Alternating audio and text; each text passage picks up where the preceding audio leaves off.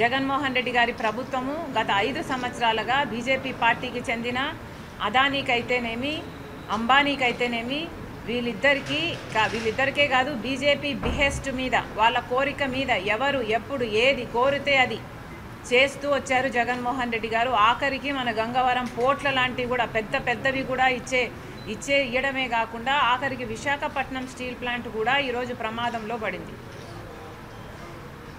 ఈరోజు 5 సంవత్సరాల తర్వాత ఈరోజు 5 సంవత్సరాలకు గాను జగన్మోహన్ రెడ్డి గారు దత్తపుత్రుడు అని నిర్మలా సీతారామన్ గారే చెప్పడం జరిగింది. అంటే గత 5 సంవత్సరాలుగా మోడీకి దత్తపుత్రుడిగా జగన్మోహన్ రెడ్డి గారు వ్యవహరించారు. జగన్మోహన్ రెడ్డి గారు రాజశేఖర రెడ్డి గారి వారసుడి కంటే కూడా ఎక్కువ మోడీ వారసుడిగా, మోడీ దత్తపుత్రుడిగానే ఎక్కువ వ్యవహరించారు. ఈరోజు ఎన్నికలు వచ్చాయి కాబట్టి కొత్త నాటకానికి తెరలేపుతూ ఈరోజు బీజేపీ పార్టీకి చెందిన అమిత్ షా గారు నిన్న మాట్లాడతారు, వైసీపీ ప్రభుత్వం అవినీతిలో మునిగిపోయింది అని. అయ్యా అమిత్ షా గారు, మీరు కేంద్రంలో అధికారంలో ఉన్నారు. మరి వైసీపీ పార్టీ, వైసీపీ ప్రభుత్వము ఇంత అవినీతిలో కూరుకుపోయింది అని మీకు ముందు నుంచి తెలిస్తే మీరు ఏ చర్య 5 సంవత్సరాలుగా ఎందుకు తీసుకోలేదు? కేవలం మీ దత్తపుత్రుడు కాబట్టే మీరు తీసుకోలేదు అని మేము ఆరోపిస్తున్నాం. మీరు కేంద్రంలో ఒక వాచ్ డాగ్లా, ఒక కాపలా కుక్కగా ఉండాల్సిన మీరు, దేశానికి మీరు వాచ్ డాగ్, కేంద్రంలో మీరు అధికారంలో ఉన్నారు.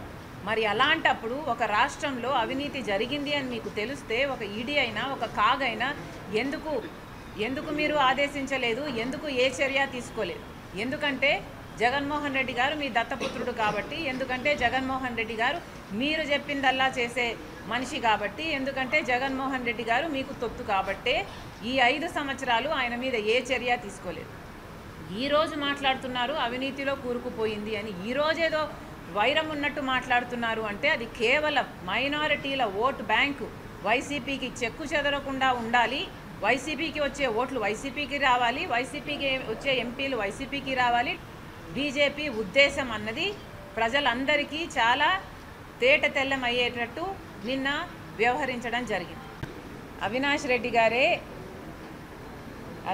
గారి లాగా మధ్యరాత్రి గొడ్డలి రాజకీయాలు చేయడము మాకు తెలియదు.